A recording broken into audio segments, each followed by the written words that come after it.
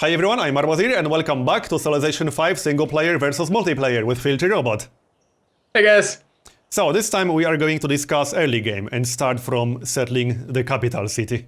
That's a pretty big topic and there are often heated discussions about that. I think we can get through without being heated, but yeah, there's a lot of information to discuss here and I think it's going to be pretty fun.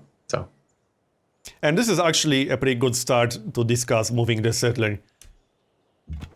Alright, Because so there why are a don't you, few- why don't you go take a ahead. shot at it and tell me what you would do and why you do it, and then I'll kind of comment and add kind of the differences perhaps. So just quickly while we're here, we're playing on standard speed, which is already a difference. We play always on quick speed on Yep. multiplayer. It's the only way to get through a game. And this is with what type of start biases, for example? There's no strategic balance, and what type of start? Just average start? What's the Standard, you mean the Standard resources, set. yeah? Yeah, Standard. Okay, cool. So that's All not right. a consideration at all, while it is a consideration with strategic balance. Yeah, for sure. So tell me about the start. What do you So think of I it? see a few options here. Well, personally, I almost always value a capital city with an observatory above almost anything else, because science is just so huge for catching up to the AI on data. You always start behind, you have to catch up, and having an observatory in your capital is just such a huge help for science yield. Obviously, science is also important in multi, it's important in everything, but you specifically have to catch up on data. It's just such a huge help to have an observatory in your capital. Even though observatory is, I guess I don't see when I'm thinking of a multiplayer game. By the time the Renaissance rolls around, certainly the game is not decided, but a large portion of the game has already happened. So by the time you're throwing up observatories, yes, it absolutely helps for your late game science. But so much game has already occurred before then that I very rarely value an observatory over, for example, a river or a good growth early. So for me, observatory is a lot less important. So that's interesting. So you're How actually mu- considering moving towards that mountain? How many academies do you usually get? Because one of the things observatory is really good for is having an observatory and national college in the same city, and that will increase the yields from observatories significantly. Sure. How many observatories, how many academies do I normally get? It totally depends on the game, the Civ I'm playing. In vanilla Civ 5, I aim for a couple if I can do it, but it's not always possible to do it. And then you hoard scientists a lot more in multiplayer because the game mechanics are really good for bulbing scientists so much more than planting them. So after a certain point, you're going to stop planting them altogether, at least in the games I play. So you're considering the observatory here. So like heading and down to that. one of the reasons to actually maximize science as much as possible is that there's one specific issue that single player data someone has, and that's runaway AIs. That's something you don't have to think about in multiplayer at all. But in single player, there are certain AIs that can really run away with science significantly, and you will really have to maximize your science output even in the late game. And having an observatory capital can help immensely with that. Sure, absolutely. You can do it. So, Well, first of all, I would move my yeah. warrior towards here because that doesn't even have to be said. I think that's obvious. Okay. so would you still consider that mountain? Because I would never go near that here. It's too slow of a start. There's no growth It's- tile near it. It's a tough decision because we are giving up the river. We are giving up the hill. Giving up the river, giving up the hill, giving up the immediate growth tile. So, I mean, and if you It's a look, tough there's no growth decision. tiles for 3 tiles out. So that would be, you'd have to buy 2 tiles before you even get a single growth tile. Everything else is just negative growth. Yeah, it's a very tough decision. I would almost consider it. This is one of the rare cases where I'm maybe inclined to not do it. But in almost every single case, I would actually settle a city with an observatory. That extra science is just so important. If you get a runaway AI on data in single player, having an observatory capital can sometimes make a difference between being able to do anything about that runaway AI or just losing the game. And would you recommend players who are playing single player to restart until they found a place where they could get an observatory, or would you that just happens enough that you're able to do that? Well, first of all, if someone is just starting out on data, I would recommend restarting until you get a good capital city. There is an option right here where you can restart instantly as long as you are on turn 0 with the same exact settings. There's absolutely nothing wrong with restarting the game until you get a good enough start. A good capital city can snowball the game in a way that few other things well. And I'm sure that's also true in multiplayer. Did you Yeah, absolutely. ever have games that you thought are maybe not decided, but will give you a significant advantage just because of your start?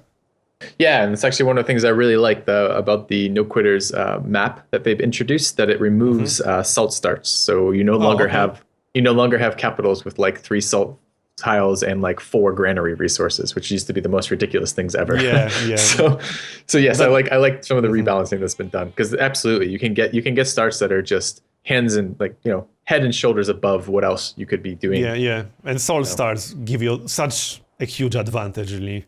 Yep. Especially if it's combined with everything else being good.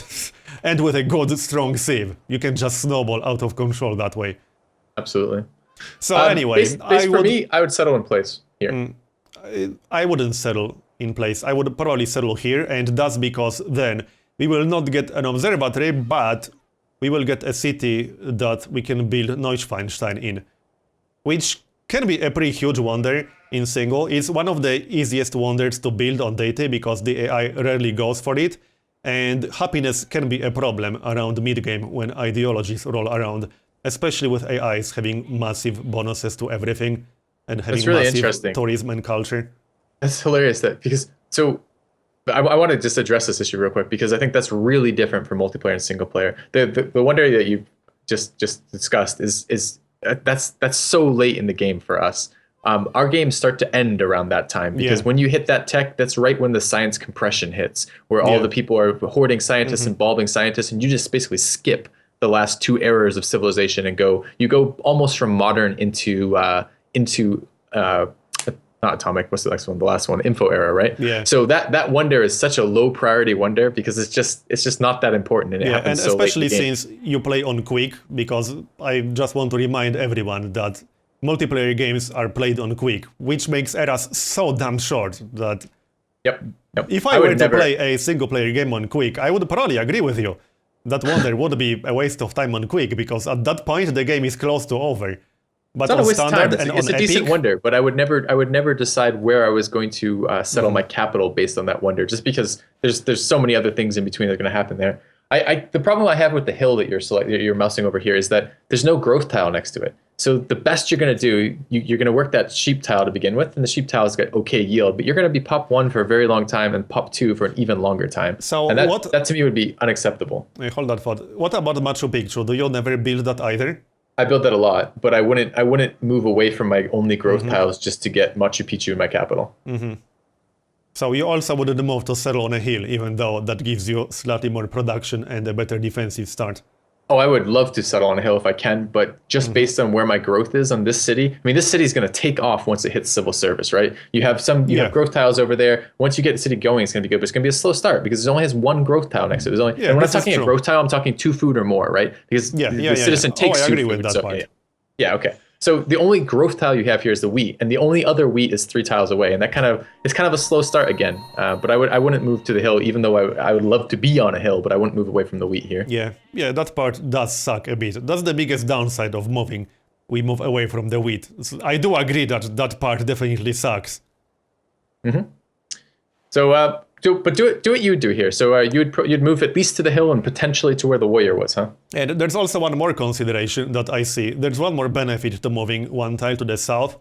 We will almost definitely get extra river tiles. Yeah, In that's fact, true. we will get extra tiles with that. So these are tiles that will benefit from the hydro plant. Is that a very consideration, or is that also too late to matter in any way? Hydro plants are fairly good. It's still impactful. I love hydro plants when I can get them. And Plains River systems are actually my favorite start in the game. Plains River systems, which is what we're on here. But I couldn't really mentally deal with moving away from the growth tile. It'd be too painful for me. It'd be too slow to get anywhere. So. Yeah, how often do you actually go to war in the early game? Because the thing about single player on DT especially, you can go to war early on, but you need to be in a very specific situation or play a very specific civ. The first 100-150 turns are mostly defense, development, and expansion. Just what's the early game for you then? Till what era? Early game is until universities, because unless you have a very specific reason not to beeline universities and education, that's almost always going to be the best start.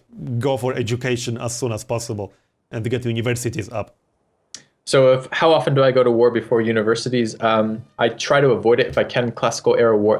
Anytime I go to war, I want my war to be as inexpensive as possible. I want it to be one-sided. I want it to be short, and I want to invest as minimal resources as I can, because wars are really expensive for your science game, right? They hurt your infrastructure a ton. Exactly. They hurt your science a ton. So but the thing is, right when people are hitting universities, other people are hitting either workshops and then very shortly after crossbows, or sometimes straight crossbows. So you have to be very careful around that time period. So it's not always, in multiplayer anyways, it's not always optimal to go universities, because if sometimes when you go universities, you get crossbow rushed by your neighbor and you can't defend. So again, try not to go to war early, but it sometimes happens. So here's something that worked out well. Yeah, this is something I was kind of gambling on. Getting gold from either a city-state or a ruin to be able to buy that tile. So ultimately we only really lost 4 turns of 1 food, which for me is worth the trade-off for moving here. Yep, that worked out really well. Also, we actually gained that silver, because that would be out of range of our city, and that's a pretty good tile to work. For me, any tile... and it works out too that, because of that mountain range, it would be really hard to settle that silver in any useful way. Since it's in the capital, that's really helpful. Yeah, exactly. And for me, any tile, I suspect that's the same in multi, any tile with a resource on it that's on a hill and is improved with a mine is really damn good for production. So it's mining really resources are incredible. They're some of the best starts in the game. The fastest starts in the game are mining starts. Yeah, and for settling new cities as well. I value tiles with hills and resources on them very, very highly. Yep. They are just so good for production, and production is everything. Production is almost, or even sometimes more important than science. Yep. So this is, we should talk about this. This is not the first of our recordings here, so we kind of talked about it already, but let's talk about it again for the viewers, right? Which is that you've chosen here to go, your build order was Scout Monument, and even though you're probably going a tradition start, I assume, with these lands. Yeah, what I often do is I start building the monument while researching the pottery, but then switch to the shrine. Ooh, even here, when you only have one turn away? It depends on how good the production start is and what I get with the scout. So, if I have a very low production start and I would have to wait, let's say, 6-7 more turns, because remember that I play either on standard or on epic, but if I have to wait too long to finish that monument, then I switch to shrine. If I only have to wait 1 or 2 extra turns, I finish the monument. Because the issue is that a while back, legalism got moved here instead of here. So if you have to just stay at +1 culture for such a long time, that's really bad. If I got culture from a ruin, for example, to open the tradition, to get the tradition opener faster, I would switch to shrine, because I will not have +1 culture anymore. I will get +4 from the tradition opener. But having +1 culture for such a long time is really bad. Yep, I agree.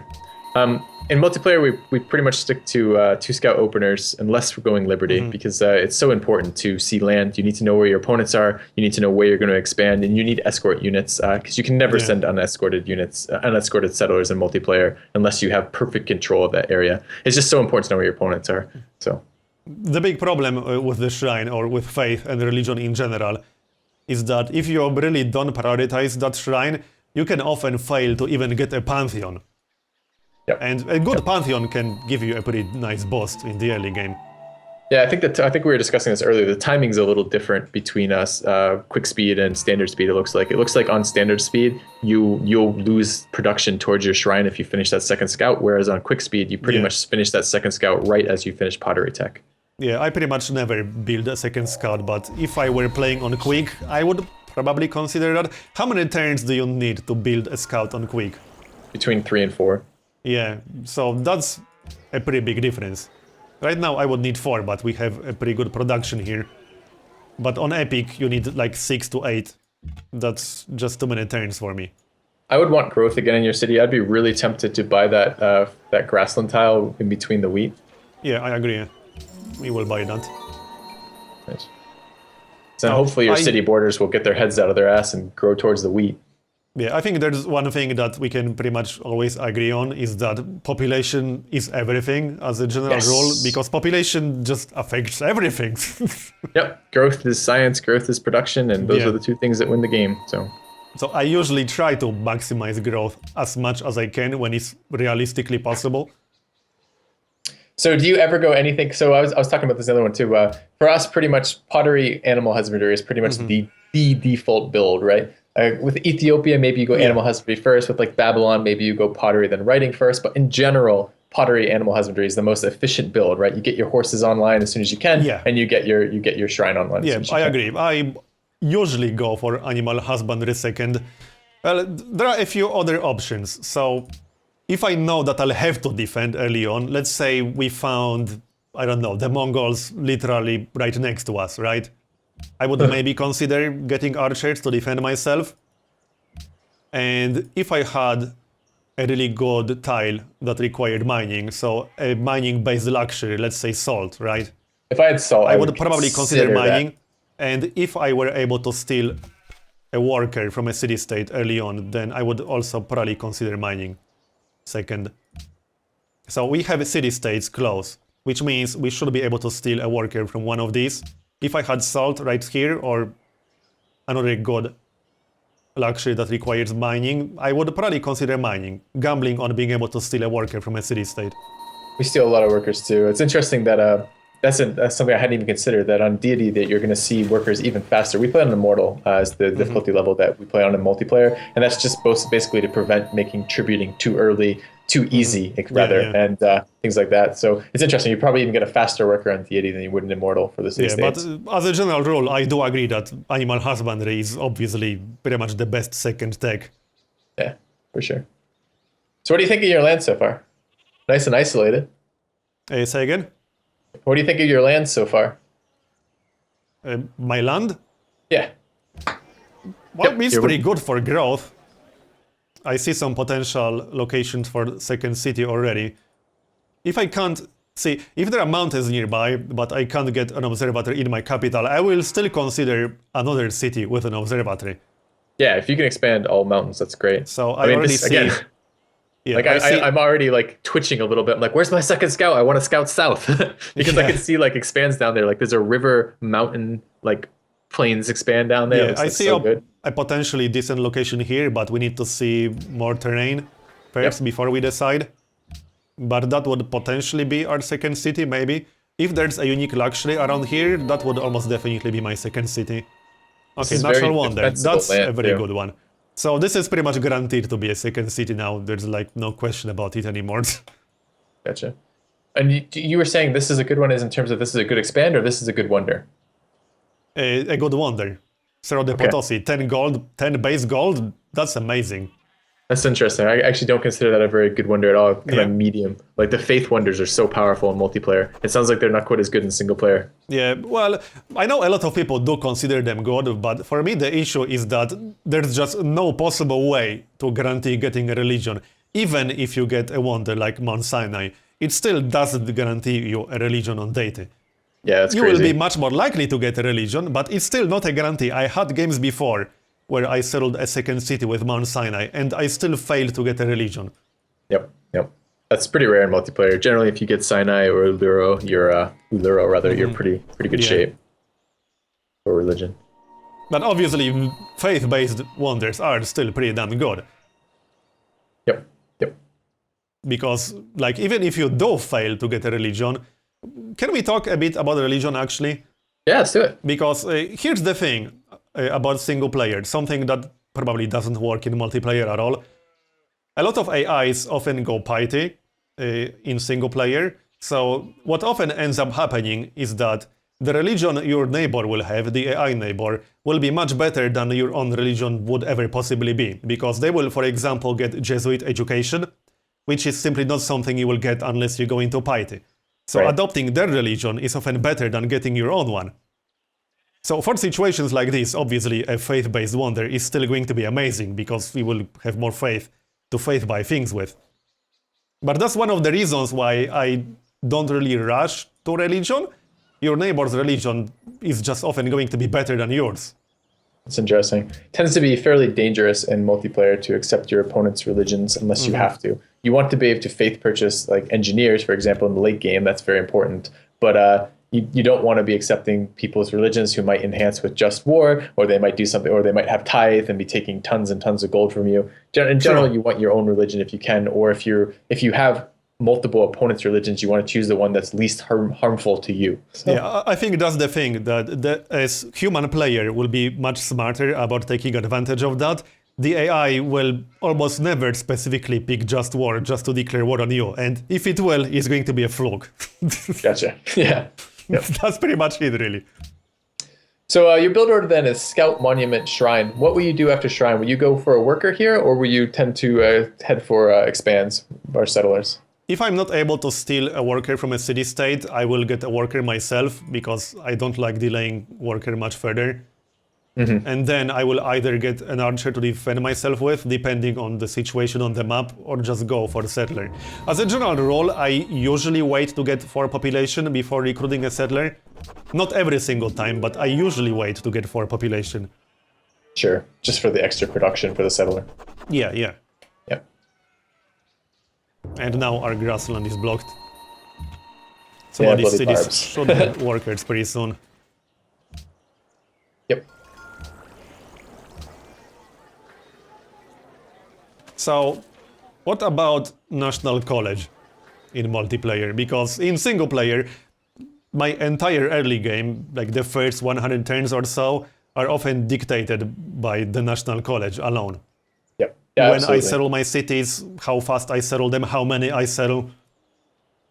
Yep, equally important in multiplayer. National College is a huge science building, right? A huge science wonder. So certainly, like even if I have, let's say I'm a tradition player, and for some miracle I have the setup that I can get six tradition cities. 99% of the time, I'm going to settle 4 cities, get National College, and then settle those last 2 cities, right? You mean 4 total, right? Yeah, and then get National College, then build the 2 other cities that I wanted, right? Like go up to 6, for example, because the timing on that is so critical, and it's so critical not only in terms of just overall science, but in terms of defending, right? If you're going to try to defend against people who are considering crossbow pushing you, then you really need to have the science to do that, and it's important to get your National College out as soon as you can for that reason, among others. So, yeah, for sure. Yep. So this is kind of nice. Do you multi-steal? Will you steal more than one worker from multiple cities? Or usually no? not, and here's another consideration. If the AI, your neighbor, is actually protecting the city-state, it's usually a bad idea to piss them off. We can Do you probably pledge city-states or no? Say again? Do you pledge to protect city-states or no? I used to, but the old trick doesn't work anymore. It's not been working for a very long time. You used to be able to pledge to protect a city-state and then get consulates to get friendly with every single city-state on the map. You can't do that anymore, so I usually don't bother. Because what can happen is that the AI will declare war on that city-state, and you will get an option of either pissing off the AI or losing influence with the city-state, which is a pretty shitty option to have. Multiplayer is the opposite. There's no penalty to pledging to protect a city-state ever, so it makes most sense to always pledge every city-state. Yeah, pretty much. Yeah. I never pledge protection in single simply because it's not worth it for the risk of having a choice between a bad and worse option. So I would probably just not looking at your pledge. start, I'd love to see south, but at the moment it looks pretty damn nice. It looks very isolated. And isolation is really good. Yeah, it's a pretty good start. I have 0 complaints about this start. I will probably consider opted for a granary ahead of a worker? Say again? You've opted for a granary ahead of a worker? Yeah, because we can steal a worker here from Antwerp. Okay. If Antwerp wasn't an option, I would probably steal that worker from Kuala Lumpur, but I saw Antwerp is not being protected by anyone. Nice. So I'm going to grab this one. And if you piece a city-state before the AI meets the city-state, you don't have any negative diplomacy penalties, is that right? Yeah. Okay. Some people stay at war to get experience from city-states, but I consider that to be pretty much an exploit. I do believe you don't actually allow that in multiplayer either. Yeah, you can't. You can leave a war open with the city-state to steal from it multiple times, but you can't farm a city-state for experience alone. If you're attacking a city-state, you need to have the intention of taking the city-state in multiplayer, or it's banned. Yeah, pretty much. So while I know some people do that, I consider that to be pretty much an exploit. Do you give AIs your embassies? I usually don't because I don't want them to know where I am. Yes, that's actually Especially the aggressive ones. Like William is probably not a big deal. Oh, I see Russia. This is actually an amazing start because these AIs will have no way to attack us efficiently. All these mountains will be protecting our territory quite well. Yeah, we were talking about this before. So you were asking me, do we always play on Pangea and multiplayer? And the answer is mostly yes, and for a very similar reason, because isolation leads to runaways. And if someone is totally isolated and they don't have to worry about any neighbors, they can just go all infrastructure and all science. And that means, and that unfortunately means that in a like a island map, it's whoever has the best start has the most likely potential to go somewhere because no one can influence them. But for me right now, you look like you have a very isolated start, although I'm not sure you're going to have room to plant enough cities. So the city-state south is kind of annoying. Isolation can be a bit of a double-edged sword on data because extreme isolation means that you might not be able to meet the AIs early on and you will miss out on the science bonus for knowing other civilizations that research the techs that you are researching. And the thing about data is that early game, every single civ will have the techs you are researching by design. They already have them at the start. So it's extremely important meeting these AIs, which is why I sometimes go, I don't focus fully on exploring the area around me, which, yeah, I know is a little bit risky because there might be some amazing location right here, right outside of Jakarta, but it's just so important to meet these AIs for the science bonus. That's interesting. It's definitely important to meet players also for the science bonus. More, not so much generally the amount of science you get, but to know what techs they're teching by paying attention to the tech cost. That's really important. But finding land is extremely important. I don't remember the exact formula, but the bonus it's 5 or 10%. maxes I out can't remember at around each. 23, 24% or so. Yeah. Yep. So that's huge. That's almost 1/4. That's just massive. Yep, that's a big deal. Oh, so you don't sell your monument when you take legalism? No, because that way I will get an amphitheater for free in my capital. Amphitheaters are a pretty late game item for us. Like Hermitage is great if you can get that going, because culture is like another way to get science. But it's true, but the thing about amphitheater is that it comes around the time when you have just so many other things to also build that it's not an issue how many hammers it costs or whatever. It's just an issue that you have 5 different things that are higher priority to build. Mm-hmm. Yep, for sure. Gold and in the early game try is to hard get the for Writers us, Guild reasonably early. Do you prioritize things like Writers Guild or Artist Guilds at all? Their culture is extremely important, but in the mid and late game. In the early game, cultural pantheons are really big, but cultural buildings are very, very kind of not going to be something you're going to do. You just don't have the hammers for it. And the early game gold is just more important. So for me, every game, if I had the option that you just had between selling the monument or waiting for a free amphitheater, I'd sell the monument. See, that's what you said about selling monument is really interesting because I pretty much never even considered selling the monument just to get that little bit of extra gold. And I think that's partially because one of the things about data is that you can get massive amounts of gold from trade with the AI. The AIs on data often have like unlimited amounts of gold. You can get decorations on friendship, you can trade for flat gold. Gold isn't nearly as big of a problem as it probably is in multiplayer. And it is very much a problem in multiplayer because your only ways to get it at the tiles you work or meeting city states. And this is again part of why scouting is so important, because actually that amount of gold that I get from meeting the city states around the map will keep me above negative gold. And you don't want to go negative gold for your science. And gold is extremely important. You can snowball so hard if you have a lot of gold to buy things. Yep. You should work your wheat. I know you've been talking too much. I don't want to point it out, but it's bothering me. Yeah. So let's talk about the Pantheon, because we got a Pantheon choice. And I imagine that's going to be quite different as well. Yeah, tell me about what you'd pick for a Pantheon here. So I would probably maybe consider Sun God, because we got 2 tiles that will benefit from it. Well, let's see what's actually still available. Let's see. Okay, these are not relevant.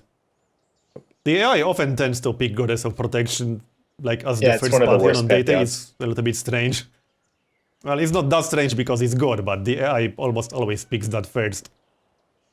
So I would consider Sun God because we have 2 tiles that will benefit from that. I would consider Goddess of Festivals for culture and faith from wine. We will be working these wine tiles reasonably early. I'm not a huge fan of that because that's only 1 food, but I would at least consider it. But ultimately, I would probably go for Sun God. I'd definitely have a hard time here. I don't like Goddess of Festivals. I have a hard time working wine tiles. They're so small in production and so small in growth. It's difficult to work them. So yeah, I mean it's certainly possible. It depends what you're planning to do here. Like I might consider with this start considering Stonehenge, and that's probably not going to be something you could ever consider versus DDAI. I don't know, but in multiplayer, like if I want a religion and I don't have a good faith generating pantheon, and I probably do want a religion, I would consider building Stonehenge. Yeah, you can sometimes get Stonehenge, but you have to pretty much completely dedicate to getting Stonehenge. Yep. And you can still fail. Can you show me a little bit of the land to the west again? I think how many other wheat tiles do we have? How many wheat? So okay, I don't actually see any other sun god tiles. So it would only really be 2 food in the capital. We only really have these 2. But if I was just to consider between Sun God on 2 wheat, I'd probably go God King over Sun God. Oh, God King. How often do you use God King? It's not very good, but it's better if the question is between 2 food or 1 food, 1 culture, and there's no food on God King. That's interesting. I thought there was. But even then, I probably would take 5 yield over 2 yield. Interesting. See, for me, the benefit of Sun God is that our capital will grow faster, and even if we lose the pantheon and the religion, then we still get a nice benefit from that early on in form of that extra growth. We are pretty much guaranteed to not get a religion ever if we pick a non-faith pantheon. Sure. Although the culture might get you to tradition 5. I personally would prioritize the slightly faster growth over the Sun God pantheon. Okay. I'm not saying it's an obvious choice, but it's a choice I would make in this situation. Sure. So, Sun God. Okay. And once we get farms on these tiles, this will be really nice. Yep, absolutely. So Arch, oh man, okay. This would be a very, very slow start in multiplayer. And I would be, especially in the position you're in right now, I'd be really worried about not getting any land. Because right now you don't have any expand south. You have to go north and west because south and southwest is blocked by mountains. That means you're going to be expanding towards players, and you've chosen to take a granary and an archer and a worker. Well, you haven't built the worker, you stole the worker. So I guess it's a granary and an archer before starting settlements here. And I would be very worried I would lose that spot. People are going to prioritize Ceratoposi pretty quickly, and they're going to prioritize that river system pretty quickly. And I'd be terrified I'd be stuck on one city here. Yeah, I think the main difference between single player and multiplayer there is that the AI on data already starts with their second settler on turn 0. So you can't beat the AI to settling a second city. They will always settle that before you. If you Won't they settle their 3rd and 4th though? Will they not continue settling, or do they stop after a while? They will, but the thing is, if there's an AI, let's say there's an amazing spot over here. If there's an AI right here, a little bit closer, and they are very likely to settle that, I would not raise the AI to settle that and forward settle them as a result, because if you forward settle or settle very close to the AI's capital, they are almost guaranteed to attack you on data early on, unless it's a very peaceful AI. I mean, that's interesting because that corresponds very well with what you were saying about observatories. It may be that much more important on single player to get a mountain capital because you're less likely to get good expands in single player than you are in multiplayer because the AI takes them. And that's not true in multiplayer. The opposite is true, right? If you get to the expands first, you have the first dibs on the good expands. Yeah, so that's interesting. I'm not saying it's necessarily a bad idea to raise the AI to actual really good spots, but if you forward settle the AI, you pretty much have to assume that they will attack you, unless it's a very peaceful one, like, I don't know, Gandhi. Gotcha. What do you think of Wellington? Would you consider taking a city-state? Or no? I would consider taking a city-state if it's a very good one. I rarely do it, but I did it before. We can't really see the tiles to the south, but... No, but I'm scared for you with how little land you have. I assume you need... I mean, population drives science, so I assume you're going to need population, and the best way to get population is multiple cities. So I assume you're going to want more expands than you have, but I'm worried about... Yeah, for sure. Hold that thought, I just need to... Oh yeah, one interesting question. the turns are timed in multiplayer. So how often do you actually micromanage your tiles? Always.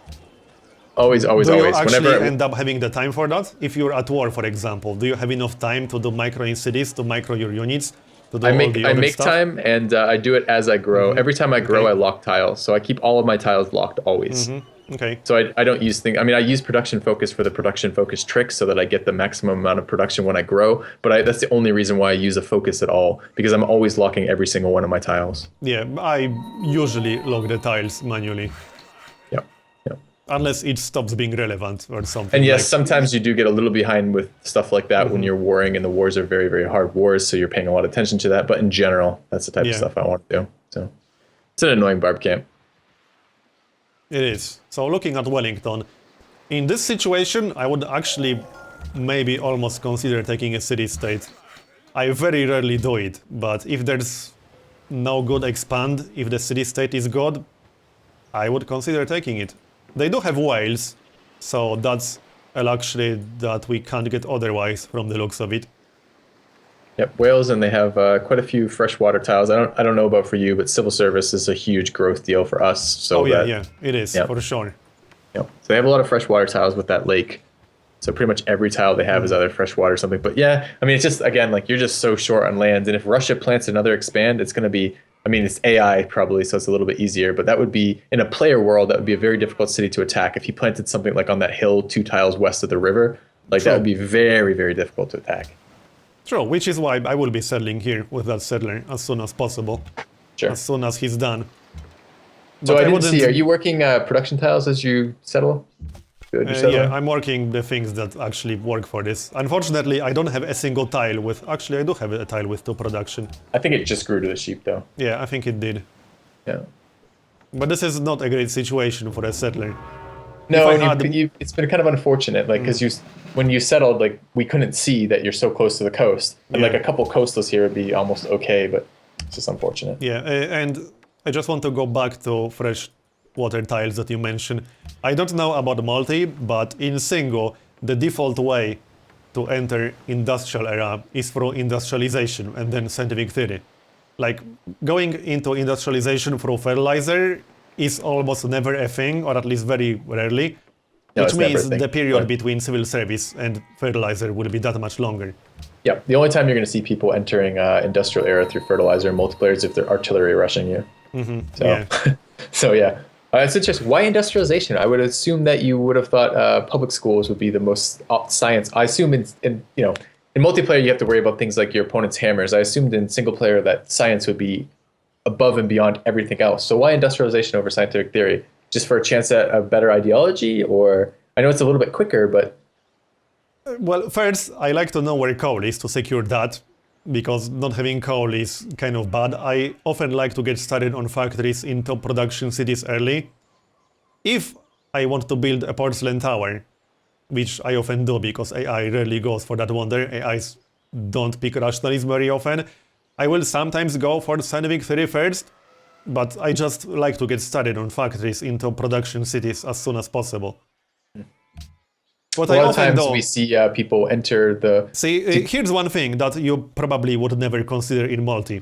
What I sometimes do, often, I'm not really counting, but one thing I sometimes do is that as soon as I research scientific theory, I have the gold saved up to buy a public school in my capital at least, as soon as that research is finished. Yeah, Because gold is not that's that hard to sometimes get. possible. In the industrial era, gold is a lot easier to come by in multiplayer than in the early eras. But before industrial, like purchasing, like for example, if you were to purchase a university with gold, that pretty much never happens. Whereas purchasing maybe one public school or maybe 1 to 2 factories might be possible, depending on how good your game is and how much you prioritize gold wonders. So. But yeah, these are the first 2 tags that I usually pick, but another reason why I usually go for industrialization first is that it doesn't require architecture.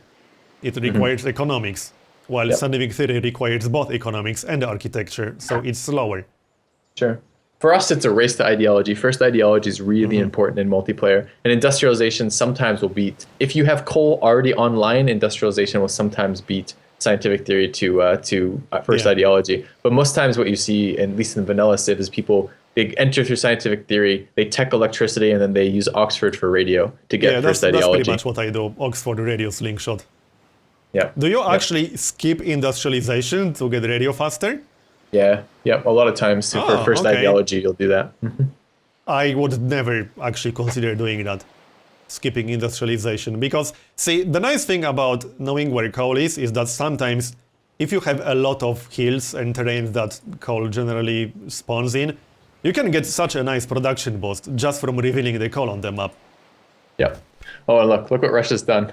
I mean, we're lucky they settled there as opposed to even further east, but they have settled that wonder. Yeah. I don't think we actually had a chance to get that wonder, considering No, how I don't close think so either. Russia was. It would have been way too risky. Even forward settling Russia in this situation would have been guaranteed war. Like, even if I had a chance to settle that, I would never do that. It would be impossible to defend that city. Yeah. Russia's really good in multiplayer too. They just have so many hammers so early. Yeah. It's very, very hard to mess with Russia. Yeah, they can be dangerous as the AI. They are a decent civ, and they also usually do decently as the AI.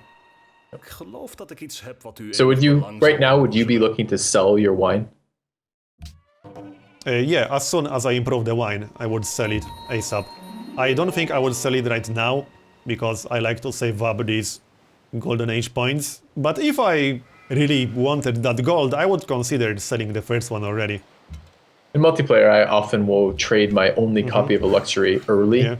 If I know I'm going to get a second one online soon, just because I want to secure that exact lux trade later on with somebody else. And if I get there first, that means I get to it before someone else gets to it. True, So that makes sense. yeah, playing fast and risky with that warrior, huh? Yeah. He's tempting fate with that hand axe. This right is there. true. But we should be fine. Yeah, as long as spearman doesn't spawn, right? Yeah, that sometimes happens. I'm actually surprised the Stonehenge is still available at this point on turn 40, but alright. God, wonders are. I mean, I guess this isn't the highest production capital ever. With So it is here's on an a hill, interesting but question. Would you immediately go for a second settler in this situation now?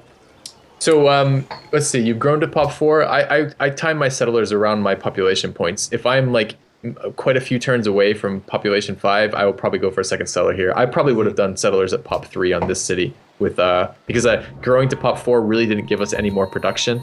Maybe one more production for all that time, and I really prioritized getting those settlers out. So I probably would have gone scout, shrine, maybe a worker, maybe stolen a worker, and then gone settler. Now the problem is, where the hell are we going to put 3 settlers on this map? But in general, that would be the kind of build order I would have done here. So when exactly do you recruit your second worker? Because I wouldn't delay my second worker much further than this. We have so many tiles that require improvements, and we didn't go liberties, so we don't have the improved worker speed. It really depends on the game. A lot of recently, what I've been finding is I do a lot of purchasing workers. So not multiple workers, but I often purchase one worker. So I'll steal one and purchase one, and that way I don't have to hard build any. Okay. But other than that, I tend to hard build one worker and steal one worker, just because the ability to improve tiles early is so good for your capital, especially when you're trying to produce settlers. If you can get a mine or like a horses improved so that you have 2 or 3 more production or 3 or 4 more production when you're building settlers, that helps so much. And what if you can't steal a worker? Because that will sometimes happen. Maybe the closest city-state is on the other side of the continent. Jeez, that is it doesn't happen very often where the workers are that far away. You certainly, I can't remember the last game where I didn't steal at least one worker, but perhaps they are a little bit slower. If they're gonna be slower, if the city states are further away, I'm absolutely gonna build a worker earlier, probably before settlers, because you need to have that worker improving tiles. So can we talk about one more thing? Yeah, let's do it. Because we've been talking a lot about how important it is to race for the good locations with your neighboring players in multiplayer. But how often do you go Liberty just for that purpose? Because you can settle your second and third city so much faster with Liberty. Second and third faster, but not the first one. First one, actually, the Liberty. If you wait for that collective rule settler, tradition players will beat you to expand but every single time. you can settle second and third so Sure. much faster. That's why I said don't. second I don't and go third. Liberty to race for city locations. That's not. I would never choose Liberty based on that assumption. Okay. What I go Liberty on is if I have a lot of land and a lot of luxuries. Because what Liberty has that tradition doesn't is it has the early to mid game hammers. You have so much more production in a tradition true. player in the early to mid game. And if you're in multiplayer, what you do with that production is you tend to kill a player, and then you have two people's empires, and then you're competitive in science with one player. Oh yeah, that's pretty much one of the rare scenarios where I would consider going Liberty. If I know I will want to go to war early on with one of my neighboring AIs, simply for the extra production. But that's pretty much impossible to know on data if you will have a valid target for an early war. You would have to play the first 50 turns and then restart the game and then know this in advance. How do you put your chances right now? Just looking at this start right now, how do you put your chances? It's a pretty damn good start. Really? Okay, that's interesting. I would rate my chances quite well. I mean, the good thing about this start is that it's going to be very easy to defend myself against AIs. So even if Russia attacks me, defending this city will be pretty easy. So just that alone will help us quite a bit. Oh, well, rip that archer right now. Yeah, rip Archer. I would actually be quite worried about the start. It's good that you just found that land. That river system's good in terms of you can probably get 2 cities in that river system. You work at it. But I would be thinking right now, if this is all the land I have, I will not be competitive with other players in the late game. So I would be immediately thinking, if I had this start right here, I'd be thinking about, am I going to take city-states or am I going to kill Russia? What am I going to do here? Because I need to do something because right now I don't have enough land. Yeah, I would definitely consider taking Wellington in this specific situation. In fact, I would almost definitely take Wellington. Something I rarely do, but with this start, it kind of makes sense. I would probably consider starting a city, I don't know, somewhere around here. This is kind of crappy. So I guess you there could are so many settle up on one city-states of those nearby hills. that I would almost definitely take a city-state. Okay. But what I often do is go for 3 cities tradition, not 4 cities. As in 3 cities total, counting my capital also. That's competitive? I can make 3 cities work if we go very tall with 3 cities. I City made that work tradition before. And then we can... is really hard. I mean, I don't mean 3 cities for the rest of the game, but I mean 3 cities before National College. Oh, I see. And what will you do after that? Take cities from players? I take a city from the AI, for example. Gotcha. Sometimes there's still a valid location somewhere. Usually there isn't, but then I would just attack the AI. It's actually funny you say that because it tends to be a pretty telltale tell that someone gives you. If someone only has 1 or 2 cities next to you, almost always means they're planning to attack you in the mid game. So if you see your opponent only settle like 1 city, little warning bells should be going off in your head that this player is planning on taking more land a little bit later, and it might be a city state, but it might be me. Yeah, which is exactly why it wouldn't work as well in multi. You're not playing an AI, which is simply not going to know this. Yep. So where would you start a city here? That's an interesting. Well, is that a hill for me. next to the mountain? There's a hill over here and over here. What's southwest of your settler right now? Is that a hill or not? Yeah, desert hill with sheep. No, southwest. That's southeast. Southwest. That's that's settle right there. That's a hill. I'd settle right there. Yeah, I'd want the mountain here. On this few cities, I'd want the mountain, and I'd actually consider settling right next to that mountain north of you as well. Yeah, I mean, so you could get 2 cities in there. I really don't like this location too much. There are just too many mountains, and as much as I like having that observatory, I would almost consider going. There's no good location here. No, it's not a great spot. Yeah, there's going to be a significant trade-off regardless of where we start that city. Well, I feel like you could get if you settle a city southwest of where your settler is now, and then also northeast 1 tile of your scout. So you'd have 2 mountain cities there. They're on a river. They have some growth. You're gonna end up having to work specialists more than anything else because there's not a lot of tiles. And here's the thing: if I go for 3 city tradition, which I rarely do, but I do sometimes go for 3 cities, then National College, the 2nd and 3rd city need to have really good population potential. So I would almost consider settling here to get that wheat in range. This location will have so much more population. Where's your 3rd city gonna go then? The 3rd city would be Wellington or Antwerp. Oh, I see. So you'd consider just two city. This is essentially a two-city build with taking a lot of cities from Yeah, opponents. this is just a bad start. Yep. There aren't Yep. any other locations for cities, unless we settle here and then here. Which, Well, is- so that's what I was saying. I would settle one southwest and then one northeast of your scout. But I I mean, can see the two cities and killing people. That makes sense to me too. yeah, this would be like a really bad city. Well, it wouldn't be terrible, but I wouldn't settle where it's telling you. I would never there's so settle much that spot. tundra and snow. That I would not that spot settle is this. terrible. yeah. I would settle on the mountain northeast of your scout. Which is why I would just prefer one better city than two crappier cities. And then gamble on, well, not really gamble, then just take Yaroslav from Russia later. Yeah, it would be hard in multiplayer if you had this weak of a start and you only had Yeah, two this cities. is- It would be very difficult to have the hammers to fight Russia. Russia has a ton of hammers anyways. Yeah, this is a pretty difficult. I do agree that this is a pretty difficult start. Another thing we could maybe consider, we would need to know more about this area. So, for example, if there's like a mountain chain over here that blocks of Rome, I would maybe almost consider getting a city here if there's a good location here. Yeah, because because especially Rome if you will take not be able- Wellington, then you get a line of cities. Yeah, Rome would not be able to attack efficiently through this mountain pass. It's just not a thing that's going to happen. So we would be protected by mountains. I would consider this. I would scout this area to see if there's a good location for a city there. And then Wellington would be the fourth city later. Sure. Oh, your archer survived? That's very lucky. One That's health. great. Yeah, get it out of there quick. Yeah, pretty much.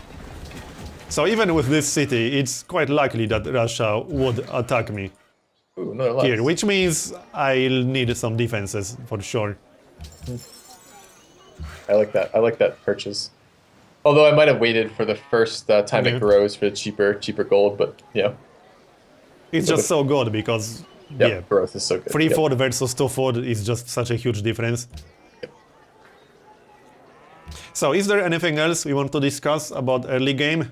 There are probably a lot Let's of see. topics that we Social didn't policy cover, trees, pretty much it's the same in multiplayer and single player. Tradition is mostly better. Occasionally, liberty is something to open, but something to go instead. But honor and piety are death traps. They're noob traps, right? They're gonna screw your game if you open those first. They're not gonna so help you. here's one more question.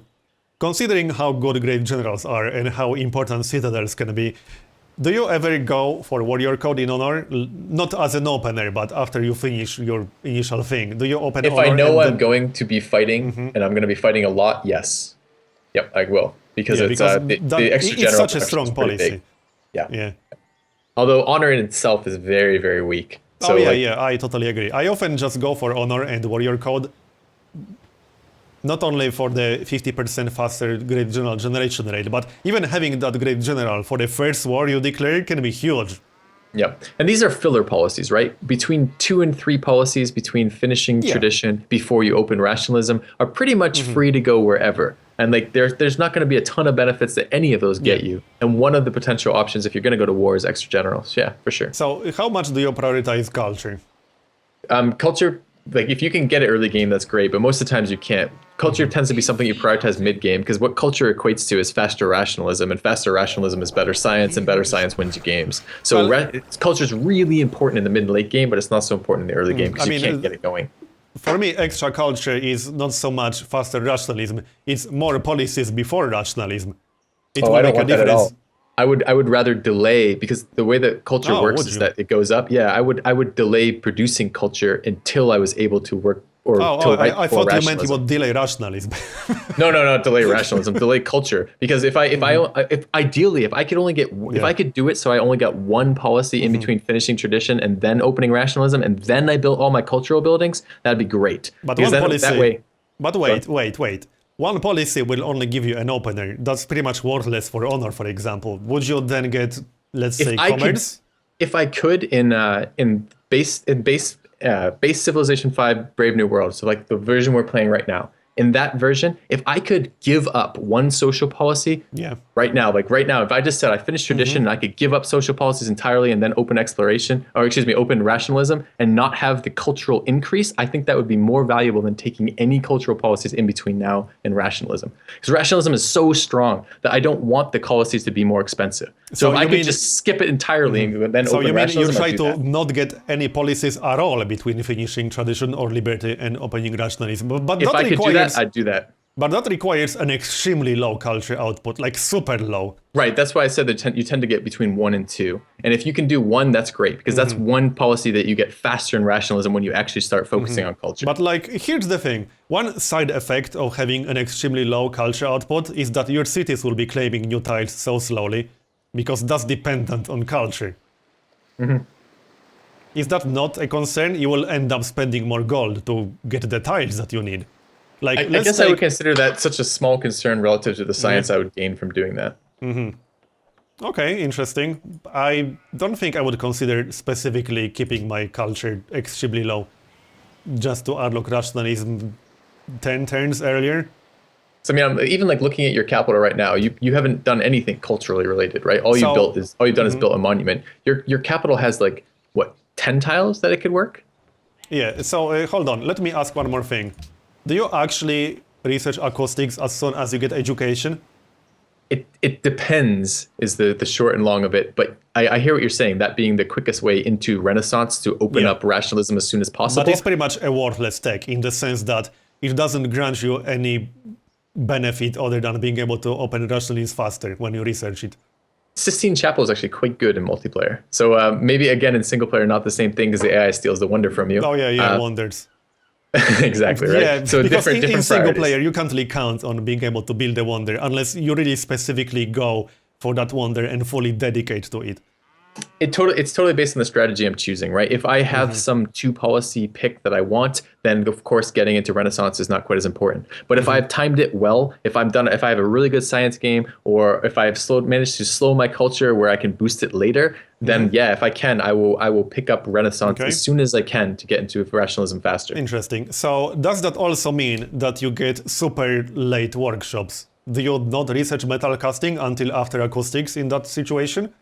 I probably would never do that unless the timing was absolutely perfect. If the timing was perfect for rationalism, I would do that, but rarely, because workshops are very important. And players who are going to be using military in the medieval era are often going to go metal casting before education. So they're going to go metal casting into machinery, and then you're going to have to deal with crossbows. And if you go education into acoustics and they've gone metal casting into machinery, you're going to be way too slow on your crossbows and way too slow on production to keep up with them. So it's dependent on the situation arising in the game. But ideally, if I was just having the perfect science game, I would probably do my best to open rationalism as soon as possible with as few as possible filler policies. Okay, makes sense.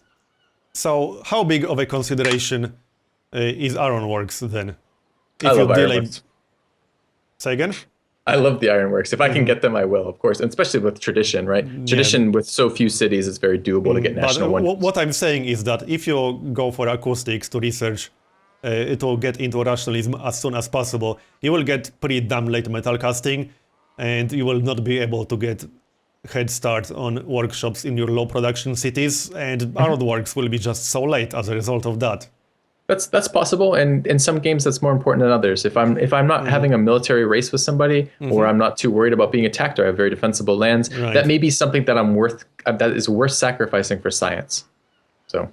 So here's one last thing that I wanted to discuss before we close this. We talked about expansion, about grabbing all these city locations, about building wonders, about all kind of stuff. But where do you find the time to actually build units while you are doing all of that stuff in the first 100 turns? Well, that's a because really interesting clearly, question. if you leave yourself with no defenses at all, that's just an invitation for someone to attack you, no? So one thing I haven't seen you do this entire game is check demographics. And probably because the demographics are probably very, very off-putting in single player, that's right? pretty much irrelevant on data, because the AI you will always be last in manpower, for example, because the AI literally starts with an army on turn 0 and they will produce units a lot. So I know what's going to be here without checking it. I only start checking this later. You will be last in literacy, you will be last in soldiers. In multiplayer, I check demographics pretty much every single turn. So what I will do is I make my moves, I finish my turn, then I hit end turn, and then I'm waiting on other players to finish their turn. And in that time, while I'm waiting on other players to finish their turn, I check the demographics. And what I'm looking for is I'm looking for average soldier score, I'm looking for top soldier score, I'm looking at average hammers, I'm looking at top hammers, I'm looking at average tech, and looking at top tech. And what I will tend to do is I will do as minimal army, if I'm not planning war, if I'm planning a basically defensive or peaceful game, then what I'll do is I will check my opponents, especially my nearest neighbors, army scores and hammers. And if they stay low, I won't prioritize units at all, right? I'll prioritize just enough units to deal with barbarians and escort settlers and have some presence so my opponents can't surprise and kill me. But I want to do as little military as possible and as much infrastructure as possible if I can. Right, so what if it's obvious that someone is probably preparing to attack you? What do you sacrifice to get units? Well, because you can't win the game if you don't survive. So you have to sacrifice everything to survive. I mean, that's the short and long of it. What goes first? Would you fit you in? Before second settler? Before third settler? No one's going to attack me before first settler. It'd be insane for someone to rush you with zero cities. But you need to have defenses in advance. Do you prioritize construction more to get composite bowmen? No, if I build composite bowmen, they're almost always an upgrade off of archers with gold. In the early game, the premier unit is actually the chariot archer. Yeah. So I'll watch people's horses too. So you can open a trade deal with someone to see how many horses they have, and I'll count their horses. And if I see their horses start to drop, I know they're building chariots and they're trying to attack me, and I'll pre-build defenses as much as I can. A lot of defense is positioning. So we were talking about city positioning. We're talking about city positioning for like gathering luxuries. But in multiplayer, when I'm settling cities, I'm paying attention to the lands around them. How difficult is a city to attack? It's one of the things. Your cities, you don't really have the option because we don't have settlement choices so much where you have here, right? There's only like 1 or 2 spots that are available, and you don't have a choice. You have to settle there. But when I settle cities, I'll often settle a subpar city, a city that is less good than it could be because it's so difficult to attack. And that's going to be a really big thing. And that way, if someone's army spikes and I have minimum preparation, but some preparation, I can often hold it off with a lot less than they're attacking me with because the city placement makes such a big deal. Oh yeah, for sure. See, that's a pretty huge difference between single and multi, because in single, composite bowman is, for me, one of the best defensive units in the game, because you can build archers, then upgrade them to composite bowmen. You can't guarantee having horses because no strategic balance. That's a big difference. But you can pre-build archers, then upgrade them to composite bowmen. And composite bowmen can do a pretty good job at defending. And remember that AI is multiple techs ahead of you early on. Sure. So I will often rush to construction to get composite bowmen. If I know the AI is going to attack me, or well, I suspect is going to attack me, I will pretty much always prioritize construction over everything else, just to get pre-build a few archers, 3 or 4 archers, beeline composite bowmen, upgrade to composite bowmen. 3 or 4 composite bowmen can defend against almost any AI attack, with the exception of like a super exposed city or whatever. It's a slightly different game in the multiplayer. You have to have strategic balance in multiplayer because of civs like the Huns, right? If your opponent is the Huns and you don't have strategic balance, there is nothing you can do to defend that, because chariots are a much more efficient unit than crossbows in terms of war, because they're the hammers they cost relative to their stats. They have better stats for the amount of hammers they cost. And there's one more thing that also is a huge consideration that you don't consider at all, I take it, which are unit promotions and saving them. That is a luxury. So it's great when you get in the late game. It's really important to have build units that come out. So if you have a lot of promotion buildings in the late game, that's amazing. But what I mean is that long-term promotion saving is simply not a thing that happens in multiplayer, right? No, not in real time, because in real time it's much too likely units die. In single player, that's huge, which is what makes archers to composite bowmen clearly superior. Right, because you can upgrade them to crossbows later, etc. You can easily have logistics +1 range crossbowmen later, which then upgrade into logistics +1 range Gatling guns. Yeah, that never happens in multiplayer. Yeah, like, so that's not a consideration at all. No. And that clearly makes composite bowmen. Yeah, and that clearly makes composite bowmen superior in the long run. Especially if you know you're going to defend. You know you're going to get experience if you're about to defend. Defense in multiplayer is about holding key points more than it is holding a city. If you put a city in a dump spot in multiplayer, you can have as many comp movement as you want. It's just not going to be a position that's going to be something you can hold, right? It's about position, right? So like hills and making it like place, for example, Serbia, where it is right, Serbia, whatever it is right now, is actually in a fairly vulnerable position, right? The opponent can move up. There's 4 tiles the opponent can move to inside of one turn and attack it from, and another tile they can take. And all those are on the opposite side of the river from you, so it's very difficult for you to kill those tiles. And it's good for maximizing the number of tiles it can get that are good tiles, but it's not a very defensible city. Yeah, I think the main difference here is that the AI is just stupid, not as smart as a human player. So while it's still obviously harder to defend against an attack in this situation, the AI is just not smart enough to coordinate an attack like that. While a human player will obviously do that. I don't think you have to be super experienced to figure that out. Sure. That's like an obvious thing to do, attack with as many units as possible all at once. Yeah, for sure, exactly. Actually, I really enjoyed this, talking about the early game. It's funny the differences that pop up when you're not thinking about. Like, it's very cool. There are tons of differences, and I'm sure we also missed a lot of things, but this is getting really long now, so we're going to wrap this up.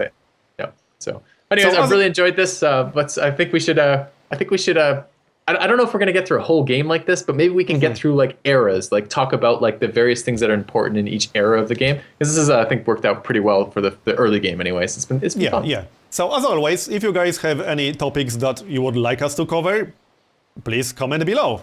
And we will definitely read all of these things and talk about anything interesting that might pop up. Thanks for watching. I hope you enjoyed this talk. And thanks for checking us out, guys. I really enjoyed this. It's been a lot of fun. And we'll see you next time. Bye-bye.